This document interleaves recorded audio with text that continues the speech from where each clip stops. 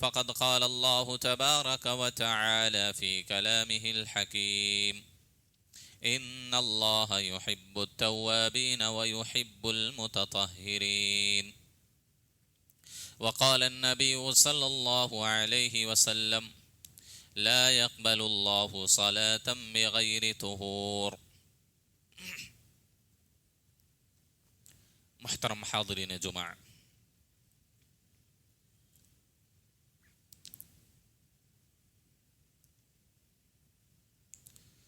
خطبہ مسنونہ کے بعد جو آیت شریفہ اور حدیث مبارک ہم نے آپ کے سامنے پڑھی ہے، اس آیت اور حدیث میں ایک ہی بہت اہم روحانی اور ایمانی عمل کا ذکر ہے، اور یہ ایسا روحانی اور ایمانی عمل ہے جو ہمارے اور آپ کے روز مرہ زندگی سے تعلق رکھتا ہے۔ کم و بیش ہم دن بھر میں 24 گھنٹے میں 5 مرتبہ ضرور اس عمل کو انجام دیتے ہیں، لیکن ہم اس کے روحانی خزائن سے، روحانی فوائد اور ثمرات سے ہم محروم ہیں۔ کیوں؟ اس وجہ سے کیونکہ ہمیں اس کی اہمیت، اس کے فوائد اور برکات کا علم نہیں ہے۔ دراصل میں بات کرنا چاہ رہا ہوں وضو کی۔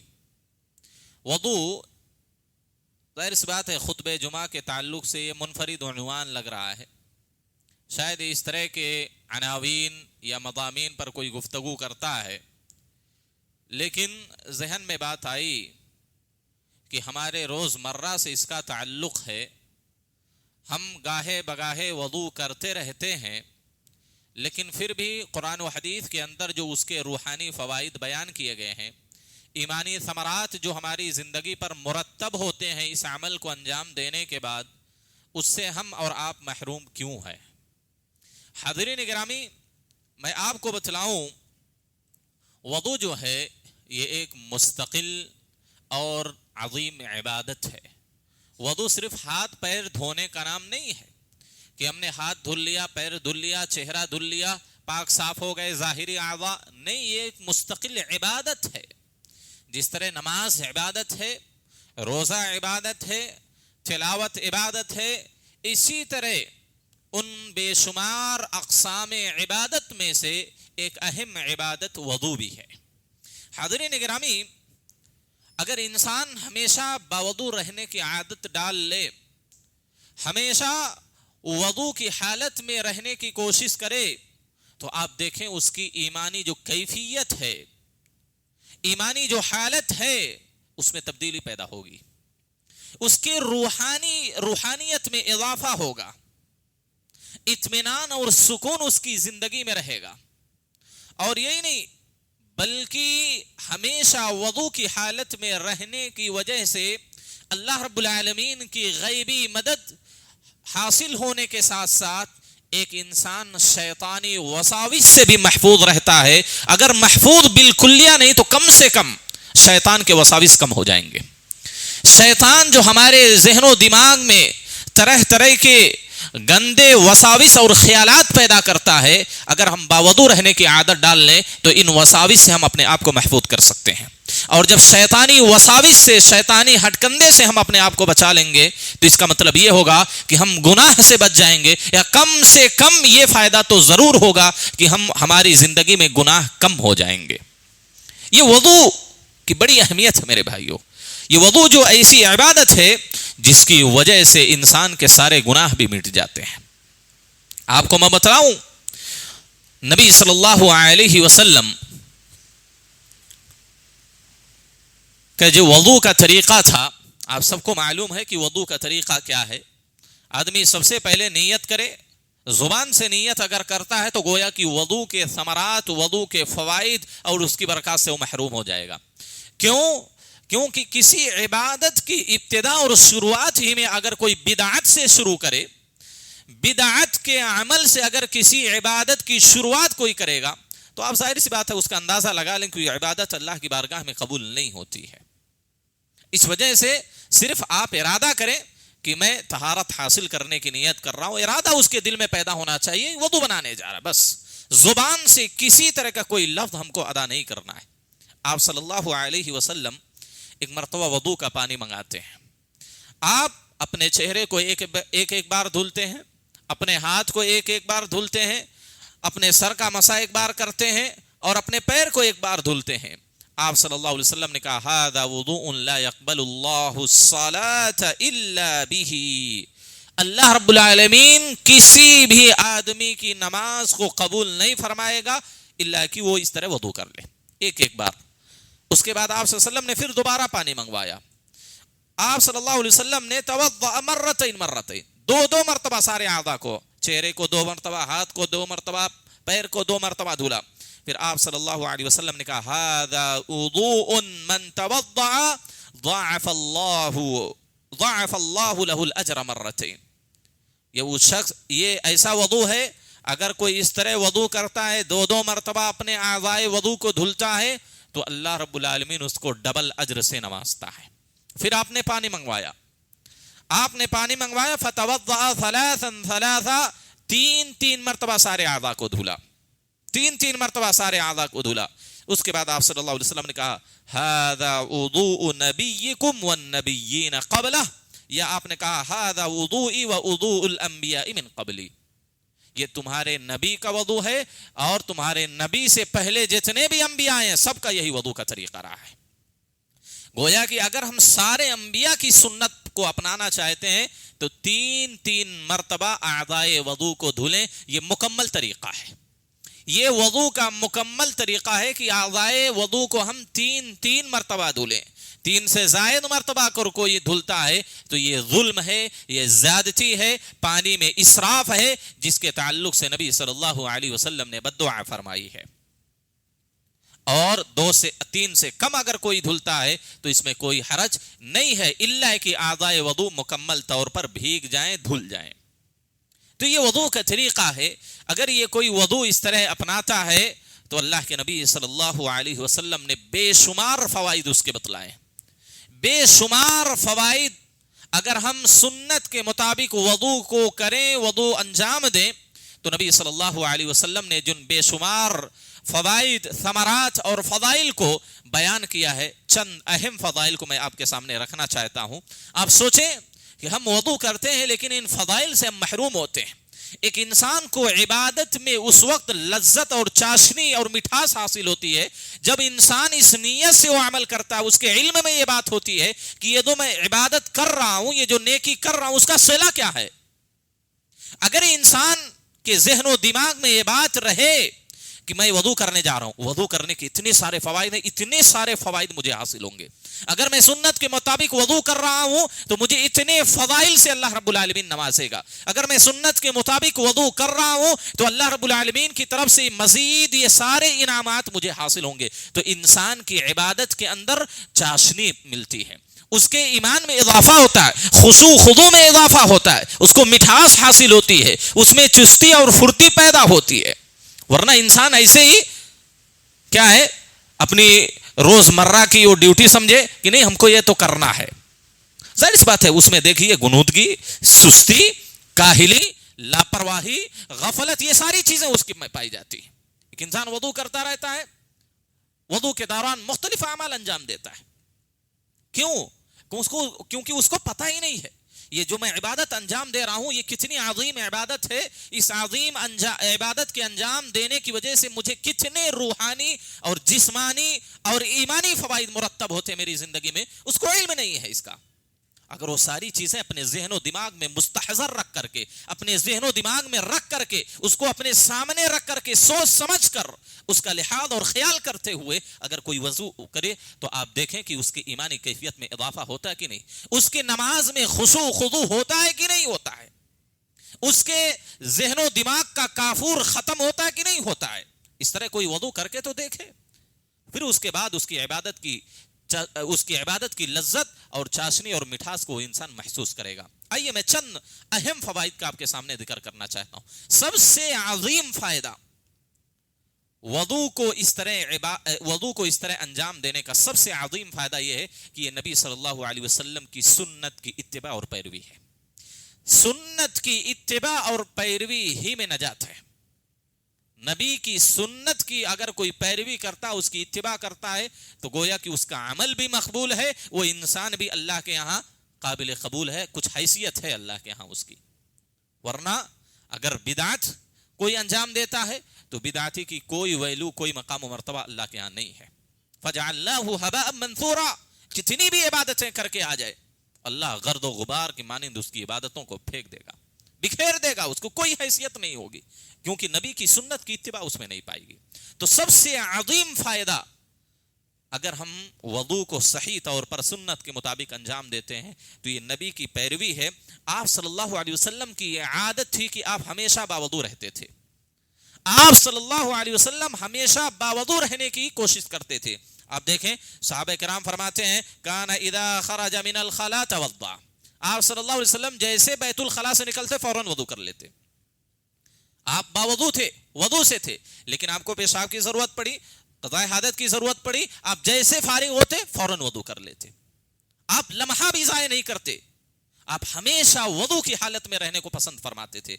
बल्कि आपको बतलाऊं, एक मर्तबा नबी सल्लल्लाहु अलैहि वसल्लम क़ज़ाए हाजत से फारिग हुए और फारिग होते हुए पानी जरा थोड़ी सी दूरी पर था। आप सल्लल्लाहु अलैहि वसल्लम जैसे ही क़ज़ाए हाजत से फारिग हुए, फौरन दीवार पर हाथ मार करके तयम्मुम कर लिया, ताकि मैं ताहिर रहूं, बावضو रहूं, तहारत की हालत में रहूं, हदस की हालत में ना रहूं। आप सल्लल्लाहु अलैहि वसल्लम ने फौरन दीवार पर हाथ मार करके तयम्मुम कर लिया। सोचिए, इतना वक्त भी आपने ज़ाया नहीं किया। अब देखिए तहारत का किस तरह ख्याल था नबी सल्लल्लाहु अलैहि वसल्लम को। एक सहाबी ने कहा, इन्नल माअ मिनका करीब, अल्लाह के रसूल पानी तो आपसे करीब ही है। आप निकलते ही फौरन दीवार पर हाथ मार करके तयम्मुम कर लिए, पानी तो करीब था, आप जाकर के उसे वضو कर सकते थे। आप सल्लल्लाहु अलैहि वसल्लम ने कहा, वमा युदरीनी लअल्ली ला अबलुगुहु, मुझे क्या पता शायद मैं उस तक पहुंच पाता कि नहीं पहुंच पाता।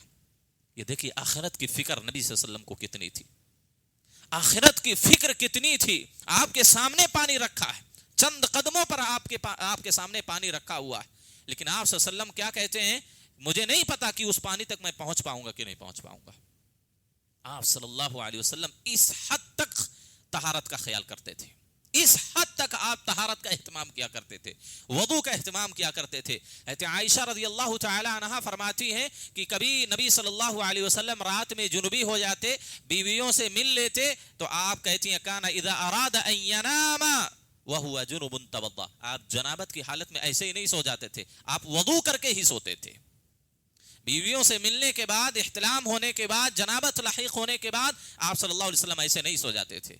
आप पहले शर्मगाह को धुलते, हाथ को धुलते, फिर वضو करके आप सल्लल्लाहु अलैहि वसल्लम सोते थे, और बसा औकात गुस्ल करके सो जाते थे। ये एहतिमाम हमारे नबी सल्लल्लाहु अलैहि वसल्लम की जिंदगी में वضو का था। आप कभी भी किसी भी हालत में हो, रात में हो, दिन में हो, सुबह में, शाम में, ठंडक का मौसम हो या गर्मी का मौसम हो, आप हमेशा बावضو रहने की कोशिश करते थे। आपको वाकया मालूम होगा, एक मर्तबा नबी सल्लल्लाहु अलैहि वसल्लम क़ज़ाए हाजत कर रहे थे। मुहाजिर बिन कुलफुद एक सहाबी हैं, उन्होंने सलाम किया, आप सल्लल्लाहु अलैहि वसल्लम ने सलाम का जवाब नहीं दिया। आप सल्लल्लाहु अलैहि वसल्लम क़ज़ाए हाजत से फारिग हुए, फौरन दीवार पर हाथ मार करके तयम्मुम किया। आप सल्लल्लाहु अलैहि वसल्लम ने उसके बाद सलाम का जवाब दिया। आपने कहा, इन्नी करिहतु अन अज़कुरल्लाह अला गैरि तहारा, मैं इस बात को नापसंद करता हूं कि मैं इस हालत में सलाम का जवाब दूं, अल्लाह का जिक्र करूं, जब मैं तहारत की हालत में ना हूं। अब सोचिए, चंद मिनटों का भी वक्त आपकी जिंदगी में ऐसा नहीं आता था कि आप तहारत की हालत में ना रहो। आप हमेशा इस बात का एहतिमाम करते थे कि आप हमेशा बावضو रहें। तो ये नबी की सुन्नत की इत्तिबा है, नबी की सुन्नत की पैरवी है, ये उसवे नबवी है कि जहां तक मुमकिन हो सके हम हमेशा बावضو रहने की कोशिश करें। ये सबसे पहला फायदा है। और दूसरा अहम फायदा कि हमेशा बावضو रहना ये इंसान के मोमिन और उसके ईमान की मजबूत होने की दलील है। हमेशा बावضو रहना ये इंसान के ईमान की मजबूत और पुख्ता होने की अलामत और दलील है। मेरे भाइयों, जो इंसान हमेशा बावضو रहने की कोशिश करता है, हर हालत में बावضو रहता है, ये समझ लीजिए कि उसका ईमान मजबूत है, उसका ईमान पुख्ता है, उसका अकीदा मजबूत है। क्यों? नबी सल्लल्लाहु अलैहि वसल्लम की हदीस है, आप सल्लल्लाहु अलैहि वसल्लम फरमाते हैं, मुस्नद अहमद की हदीस है, ला युहाफिजुल वुदूअ इल्ला मुमिन, वुदू की हिफाजत और पाबंदी सिर्फ मोमिन आदमी करता है, वरना मुनाफिक आदमी, फासिक व फाजिर आदमी, वो तो जब नमाज पढ़ना होता है तो कर लेता है, नहीं तो छोड़ो। और कितने बेशुमार ऐसे लोग हैं जो नमाज ही नहीं पढ़ते तो वुदू भी नहीं करते हैं। बेशुमार अपने नौजवानों में ऐसे हैं जो 5 वक्ता नमाजों की पाबंदी नहीं करते, जब दिल किया न मस्जिद में आए पढ़ लिए नमाज, अपनी ख्वाहिशात के हिसाब से, अपने मर्जी के हिसाब से, जब चाहते हैं अल्लाह के सामने सर रखते हैं, जब चाहते हैं बाजारों में, होटलों में, दुकानों में गपशप लगाते रहते हैं। ऐसी इबादत अल्लाह को पसंद नहीं है और ऐसी इबादत अल्लाह को मतलूब भी नहीं है। जो अपने मन की मर्जी के हिसाब से अल्लाह की इबादत करता है, अपने ख्वाहिशात के हिसाब से अल्लाह की इबादत करता है, ऐसी इबादत अल्लाह को ना पसंद है और ना अल्लाह को मतलूब है। अल्लाह के हुक्म के मुताबिक, अल्लाह की मर्जी के मुताबिक जो अपनी जिंदगी गुजारता, अपनी इबादतें अंजाम देता है, उस इबादत की अहमियत अल्लाह के यहां होती है, वही काबिल कबूल इबादत अल्लाह के यहां होती है। तो मैं ये कह रहा था कि हमेशा बावजू वही शख्स रह सकता है जिसका ईमान मजबूत हो, जिसका अकीदा मजबूत हो, जिसका अल्लाह रब्बुल आलमीन की रात पर ईमान मजबूत हो, वही शख्स वदू की मुहाफजत और वदू की पाबंदी करता है। इसी बुनियाद पर नबी सल्लल्लाहु अलैहि वसल्लम ने क्या कहा? अत्तहूरु शत्रुल ईमान, तहारत या वदू ये निस्फ ईमान है। हमेशा बावदू जो रहता है ये ईमान की मजबूती की दलील है। मेरे भाइयों, आप अंदाजा लगाएं, किसी के ईमान को परखना हो, किसी के ईमान को जांचना हो, किसी के ईमान को तौलना हो, तो उसकी जिंदगी में देखें कि वदू की पाबंदी हमेशा करता है कि नहीं करता है, हमेशा बावदू रहने की कोशिश करता है कि नहीं करता है। अगर उसकी जिंदगी में यह अमल पाबंदी के साथ पाया जाता है तो आप ये समझ लीजिए कि मेरे नबी की हदीस के मुताबिक उसका ईमान मजबूत है, उसका ईमान मजबूत है। ये अहम फायदा है वदू की हिफाजत करने की, वदू की पाबंदी करने की, कि हमारे ईमान में इजाफा होता है, हमारी ईमानी रूह और रूहानी कैफियत में इजाफा होता है, हमारे ईमान में ज्यादती होती है। लिहाजा इस बात की कोशिश हमें करना चाहिए कि हम हमेशा बावदू रहने की कोशिश करें। इसी तरीके से एक तीसरा अहम फायदा, फरिश्तों का साथ और मईयत हासिल होती है। जो शख्स हमेशा बावदू रहने की कोशिश करता है और खास तौर पर जब वो सोने के लिए बिस्तर पर जाता है, अपनी ख्वाबगाह में जाता है, बावदू होकर जाता है, बावदू होकर अपने बिस्तर पर लेटता है, तो फरिश्तों का साथ उसको हासिल होता है। और ये बात जान लें, जब फरिश्ते आपके साथ होंगे, हमारे साथ होंगे, तो शैतान हमसे दूर होगा। जहां फरिश्ते रहते वहां शैतान नहीं रहता, और जहां शैतान रहता वहां फरिश्ते नहीं रहते। अबू बकर रज़ियल्लाहु तआला अन्हु का वाक़या मालूम होगा आपको, आपने सुना होगा। एक मर्तबा नबी सल्लल्लाहु अलैहि वसल्लम मजलिस में बैठे हुए थे, अबू बकर और दीगर सहाबा भी बैठे हुए थे। एक आदमी आता है, अबू बकर रज़ियल्लाहु तआला अन्हु को बुरा भला कहता है, आपको गाली गुलूज देता है। अबू बकर सब्र से सुनते रहते हैं, जवाब नहीं देते। लेकिन जब इंतहा हो गई, आपको बुरा भला कहते जा रहा है भरी मजलिस में, अबू बकर ने एक मर्तबा उठकर जवाब दे दिया। नबी सल्लल्लाहु अलैहि वसल्लम मजलिस से उठकर नाराज होकर चल दिए। जब अबू बकर रज़ियल्लाहु तआला अन्हु ने देखा कि मेरे जवाब देने की वजह से नबी सल्लल्लाहु अलैहि वसल्लम मजलिस से उठकर चले जा रहे हैं, आप पीछे दौड़ते हुए जाते हैं, अल्लाह के नबी सल्लल्लाहु अलैहि वसल्लम क्या हुआ, आखिर माजरा क्या है?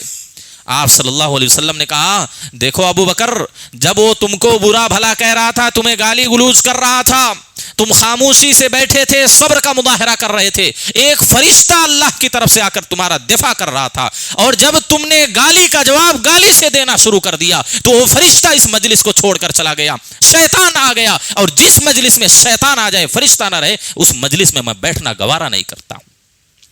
आप सोचें, जहां शयातीन का अड्डा और बसेरा होता है, वहां फरिश्ते नहीं अड्डा कायम करते अपना, और जहां फरिश्ते होते हैं वहां शयातीन नहीं रहते। लिहाजा अगर हम बावजूद हमेशा रहने की कोशिश करेंगे तो शयातीन के वसाविस, उनके गंदे ख्यालात से हम महफूज रहेंगे, और वहीं पर जब हमारे पास फरिश्ते होंगे तो हमको नेक कामों की तरफ रग़बत दिलाएंगे, नेक कामों का जज्बा हमारे अंदर पैदा होगा, गुनाह के छोड़ने का ہمارے اندر ایک روحانی کیفیت پیدا ہوگی جس کی وجہ سے ہم گناہ کی جال میں نہیں پھنسیں گے. آپ صلی اللہ علیہ وسلم فرماتے ہیں جب آدمی نیند سے بیدار ہوتا ہے, جب انسان سوتا ہے تو شیطان کہاں رات گزارتا ہے؟ بات علی خیاشیمی, یہ جو ناک کی ہڈی ہے اس کو خیشومہ کہا جاتا ہے عربی میں. اس ناک کی ہڈی پر بیٹھ کر شیطان رات گزارتا ہے اور یہیں سے گندے گندے خیالات, وساوس, برے خواب, گندے خواب ہم کو دکھلاتا ہے. اور حدیث کے اندر آتا ہے جب انسان سو کر اٹھتا ہے, بیدار ہوتا ہے, سونے کی جو مسنون دعا ہے الحمدللہ الذی احیانا, اللہ کا ذکر کرتا ہے, ایک گرہ کھل جاتی ہے. 3 گرہ لگاتا ہے, 3 گانٹھ لگا دیتا ہے, ایک گرہ کھلتی ہے, آدمی تھوڑا سا چاقو چوبند ہوتا ہے. اور جب اللہ کا ذکر کرنے کے بعد اٹھ کر وہ وضو کر لیتا ہے, آپ صلی اللہ علیہ وسلم نے کہا ان حلت له عقدہ, دوسری گرہ کھل جاتی ہے. اور جب وضو کرنے کے بعد نماز پڑھ لیتا ہے, تینوں گرہ کھل جاتی ہیں. فاصبح نشیطا, وہ آدمی چاقو چوبند, چست پھرت کی حالت میں وہ صبح کرتا ہے.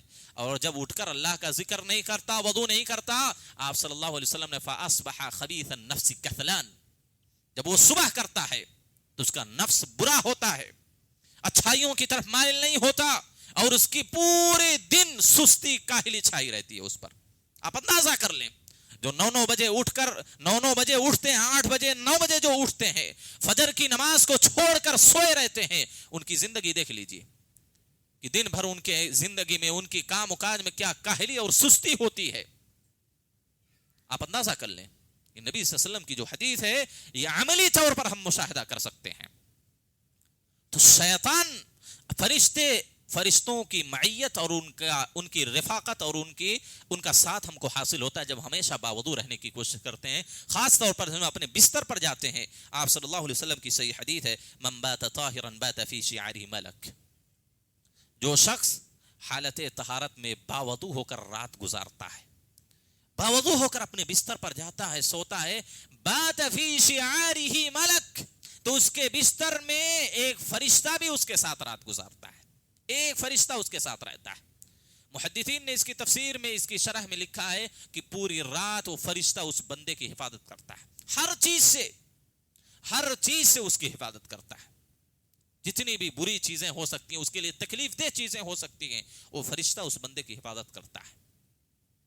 تو جب باوضو ہو کر بستر پر کوئی آتا ہے, رات گزارتا ہے, فرشتہ اس کے ساتھ اس کے بستر میں رات گزارتا ہے. آپ صلی اللہ علیہ وسلم نے کہا لا یستیقظ ساعة من اللیل الا قال الملک, جب بھی وہ رات کے کسی بھی حصے میں بیدار ہوتا ہے, کروٹ لیا, آنکھ کھل گئی, کوئی مسئلہ ہوا, آنکھ کھل گئی, آپ صلی اللہ علیہ وسلم کہتے ہیں جب بھی اس کی آنکھ کھلتی ہے, بیدار ہوتا ہے, فرشتہ کیا کہتا ہے اللہم اغفر لعبدک فلانا. سوچئے فرشتہ دعا کر رہا ہے, ہم نیند میں ہیں, آرام کر رہے ہیں, بستر پر پڑے ہوئے ہیں, کروٹ بدل رہے ہیں, لیکن فرشتہ کیا کہتا ہے اللہم اغفر لعبدک فلانا فإنہ بات طاہرا, اللہ اپنے اس بندے کو تم معاف کر دے, اللہ تو اس کے سارے گناہوں کو بخش دے, کیونکہ اس نے وضو کی حالت میں رات گزاری ہے, طہارت کی حالت میں اس نے رات بسر کی ہے, اللہ تو اس کے سارے گناہوں کو معاف کر دے. کتنا عظیم فائدہ, کتنا عظیم فائدہ.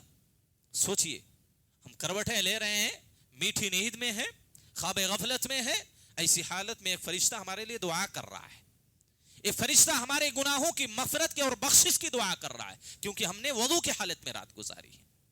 کیا یہ چھوٹا فائدہ ہے؟ یہ چھوٹی فضیلت ہے؟ بہت بڑی فضیلت ہے. تو نبی صلی اللہ علیہ وسلم نے کہا فرشتوں کی دعا بھی شامل حال ہوتی ہے, فرشتوں کی معیت بھی نصیب ہوتی ہے کہ پوری رات ہمارے اور آپ کے ساتھ فرشتہ رات گزارے گا اگر ہم وضو کی حالت میں سوئیں. بلکہ آپ صلی اللہ علیہ وسلم نے کہا کہ یہ محبت الہی کا بھی حصول کا ذریعہ ہے. اگر کوئی باوضو رہنے کی کوشش کرتا ہے, ہمیشہ پاک صاف رہنے کی عادت بنا لیتا ہے, تو اللہ کی محبت اسے حاصل ہوتی ہے.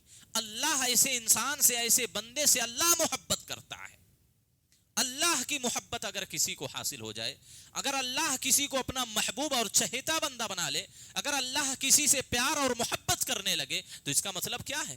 دنیا اور آخرت دونوں اس کی سنور گئی, دنیا اور آخرت کے مصائب اور مشکلات اور عذاب سے وہ محفوظ ہو گیا، کیونکہ کوئی بھی اپنے محبوب کو تکلیف میں نہیں ڈالنا چاہتا ہے، کوئی بھی اپنے پیارے اور لاڈلے کو کسی تکلیف میں نہیں دیکھنا چاہتا ہے. اور اللہ کی محبت تو ایک ماں کی ممتا سے بھی بڑھ کر ہے. اگر اللہ ہم سے محبت کرنے لگے تو کیا آخرت میں ہم عذاب سے دوچار ہوں گے؟ کیا عذاب قبر سے دوچار ہوں گے؟ کیا جہنم کے عذاب سے دوچار ہوں گے؟ نہیں ہوں گے.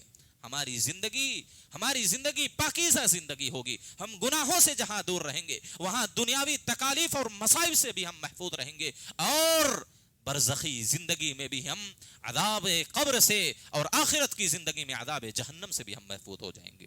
یہ اللہ کی محبت کے حصول کا ذریعہ ہے. ان اللہ یحب التوابین و یحب المتطہرین. اللہ حد سے زیادہ توبہ کرنے والوں سے اور خوب طہارت حاصل کرنے والوں سے اللہ محبت کرتا ہے. اور طہارت کی سب سے عظیم صورت یہی ہے، وضو یا غسل ہے. تو ایسے لوگوں کو اللہ کی محبت حاصل ہوتی ہے میرے بھائیوں.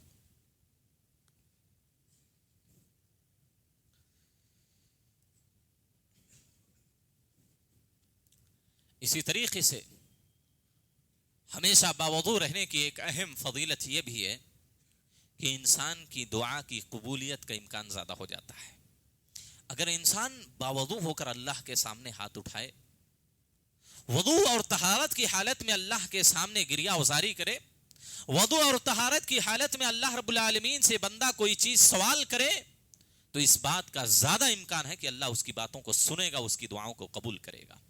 حدیث کے اندر آتا ہے، اللہ کے رسول صلی اللہ علیہ وسلم فرماتے ما من مسلم یبیت علی ذکر اللہ طاہرا.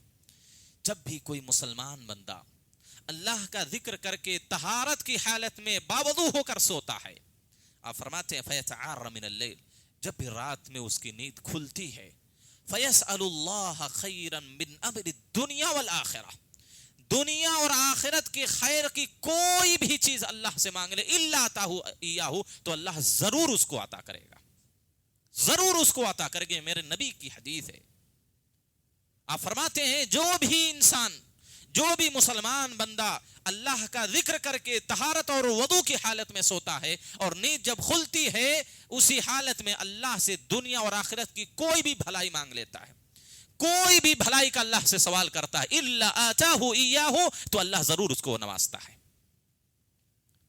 یہ باوضو رہنے کی اہمیت اور فضیلت ہے میرے بھائیوں. لہذا ہم اللہ سے بے شمار دعائیں کرتے رہتے ہیں، ہر وقت دعائیں کرتے رہتے ہیں.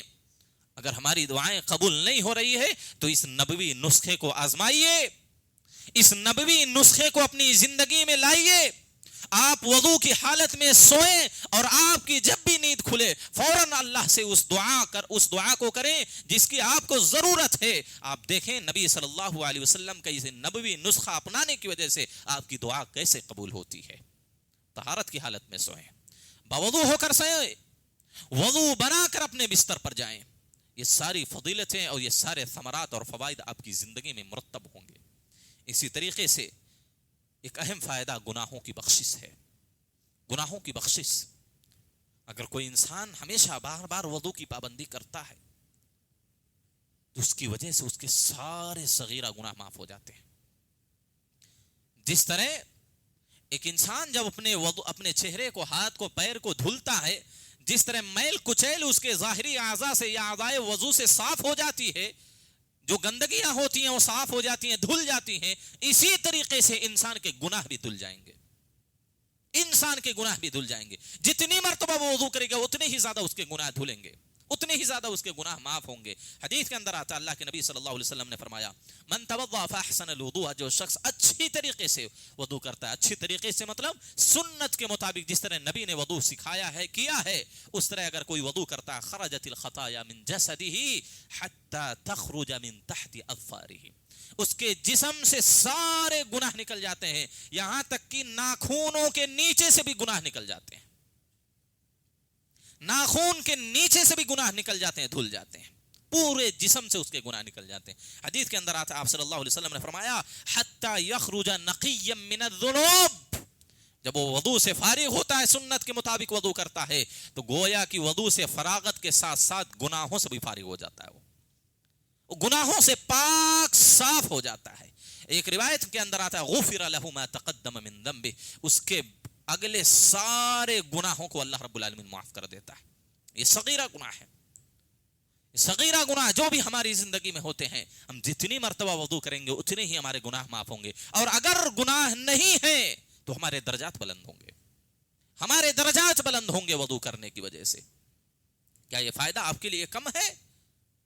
हमारी जिंदगी तो गुनाहों से लथपथ है। कदम कदम पर रब्बुल आलमीन की नाफरमानी हमसे होती है, कदम कदम पर सुन्नत को हम छोड़ते हैं, सुन्नत की पैरवी में हम कोताहे हैं।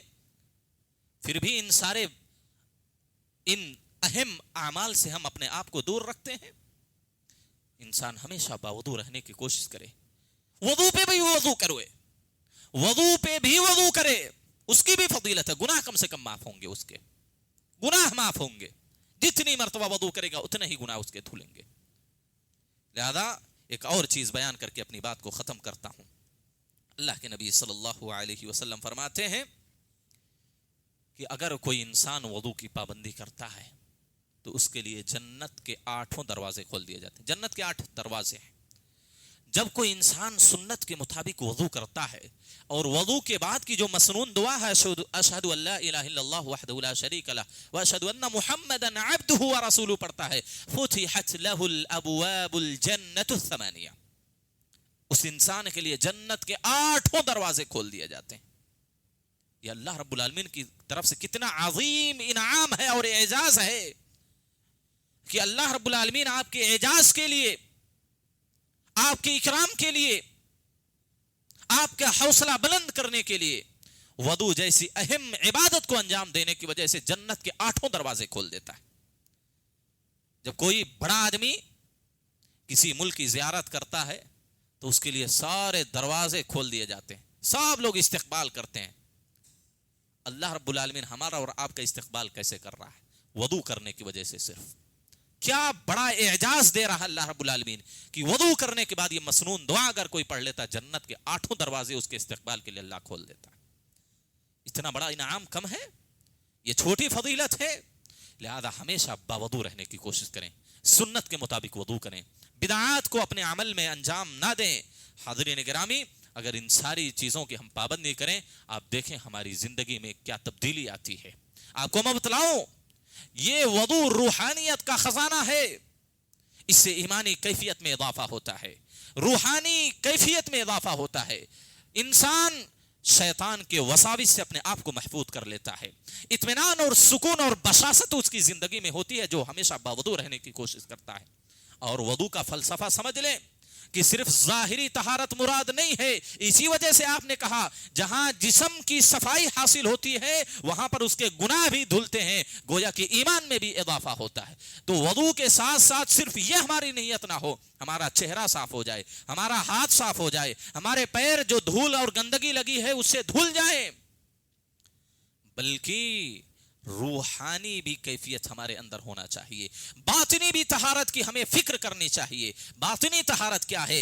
जब इंसान अपने इन हाथों को वुदू के शुरू में धुलता है तो हमेशा ये सोचे कि इस हाथ से हमने कितने इंसानों पर, कितनी मखलूकों पर जुल्म किया है। अपने इस हाथ को भी इस जुल्म से, इस गंदगी से हम पाक करें। ये हमारे जहन में ये चीज मुस्तहदर होनी चाहिए। हाथ धुलते वक्त जहां हम ये सोचते हैं कि हमारा हाथ भी साफ हो रहा है, ये हाथ, इन हाथों से हम जितना जुल्म करते हैं, गुनाह के काम करते हैं, अल्लाह की नाफरमानी करते हैं, वुदू करते वक्त, हथेली धुलते वक्त अपने जहन में इस बात को रखें कि हम इसी तरह अपने हाथ को इन जुल्म से, इन गुनाहों से भी पाक कर लें। हमेशा ये कोशिश होनी चाहिए। आप ये सोचें क्या ये गुनहगार, ये हथेली जो है, इन हाथों से हमने कितनी अल्लाह की नाफरमानी की है? क्या ये हाथ इस लायक है कि हम अपने रब की बारगाह में अपने हाथ को उठा सकते हैं कि नहीं उठा सकते? क्या हमारा हाथ इतना पाक साफ हो चुका है कि ये हाथ उठाए जो अल्लाह की बारगाह में जो वह हाथ उठाता हूं, क्या अल्लाह रब्बुल आलमीन को इस बात से शर्म आए कि उसको खाली हाथ लौटा दे? ये कैफियत हमारे अंदर होनी चाहिए। जब हम अपना चेहरा धुलते हैं तो इस बात की कैफियत हमारे ज़हन और दिमाग में मुस्तहज़र होनी चाहिए। क्या ये चेहरा जिसको मैं धुल रहा हूं, पाक साफ कर रहा हूं, क्या ये चेहरा उन सारी खराबियों से, उन सारे गुनाहों से, आंख के गुनाहों से, जुबान के गुनाहों से, ये इन सारे गुनाहों से क्या ये मेरा चेहरा पाक साफ हो रहा है कि नहीं हो रहा है? अगर ये फायदे हासिल हो रहे हैं तो ये समझ लीजिए कि आपकी वुदू की जो इबादत है वो सही इबादत है। अल्लाह की बारगाह में यही वुदू की इबादत मतलूब है। ہم اپنا چہرہ دھل لیتے ہیں لیکن ہماری زبان گندی کی گندی رہتی ہے، ہماری نگاہ گندی کی گندی رہتی ہے، کوئی فائدہ حاصل ہوا؟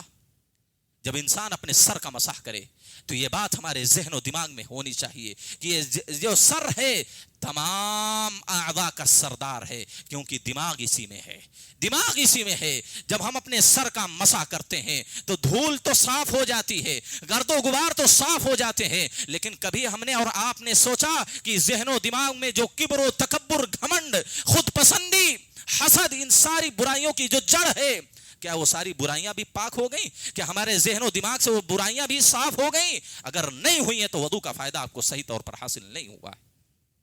یہ کیفیت ہونی چاہیے ہمارے اندر، یہ کیفیت ہونی چاہیے ہاتھ دھلتے وقت، یہ کیفیت ہونی چاہیے چہرہ دھلتے وقت، یہ کیفیت ہونی چاہیے کلی کرتے وقت، یہ کیفیت ہونی چاہیے سر کا مسح کرنے کے وقت، کہ ہمارے ذہن و دماغ میں یہ جو ساری برائیاں بڑی بڑی پائی جا رہی ہیں، کیا ان ساری چیزوں سے بھی، ان آلودگیوں سے بھی، ان ناپاکیوں سے بھی ہمارا سر، ہماری آنکھ، ہماری زبان، ہمارا چہرہ، ہمارا ہاتھ، ہمارا پیر محفوظ ہو رہا ہے کہ نہیں ہو رہا ہے؟ اگر ہو رہا ہے تو سمجھ لیجئے کہ وضو کے فوائد اور اس کے ثمرات ہماری اور آپ کی زندگی میں مرتب ہوں گے، ورنہ ہم صرف ظاہری طہارت کا خیال کریں گے کہ ہاتھ پاؤں صاف ہو گئے، وضو ہو گیا، تو یہ سمجھ لیجئے کہ وضو کے جو فضائل ہیں، جو فوائد ہیں، جو ایمانی فضائل اور روحانی خزائن اس میں رکھے گئے ہیں، وہ ہمیں اور آپ کو حاصل نہیں ہوں گے، ہم اس سے محروم ہوں گے۔ یہی وجہ ہے ہم وضو پہ وضو کرتے رہتے ہیں لیکن زندگی جوں کی توں ویسے ہی ہے، کوئی فرق نہیں آیا، کوئی تبدیلی، کوئی چینجنگ نہیں، کیونکہ یہ ساری چیزیں ہمارے ذہن و دماغ میں نہیں ہوتی ہیں۔ ان ساری چیزوں کو مستحضر رکھ کر ہم وضو نہیں کرتے ہیں، اس وجہ سے وضو کے فوائد ہم کو حاصل نہیں ہو رہے ہیں۔ اللہ سے میں دعا کرتا ہوں اللہ ہم تمام لوگوں کو کہی گئی باتوں پر عمل کرنے کی توفیق دے، اللہ ہم تمام لوگوں کو وضو کی پابندی، وضو کی محافظت کرنے کی توفیق دے، جب تک زندگی دے کتاب و سنت کے مطابق زندگی گزارنے کی توفیق دے، جب خاتمہ ہو تو خاتمہ بالخیر عطا فرما، آمین واخر دعوانا الحمدللہ رب العالمین۔ اقول قولی هذا استغفر الله لي ولكم ولسائر المسلمين عباد الله قوموا الى الصلاة۔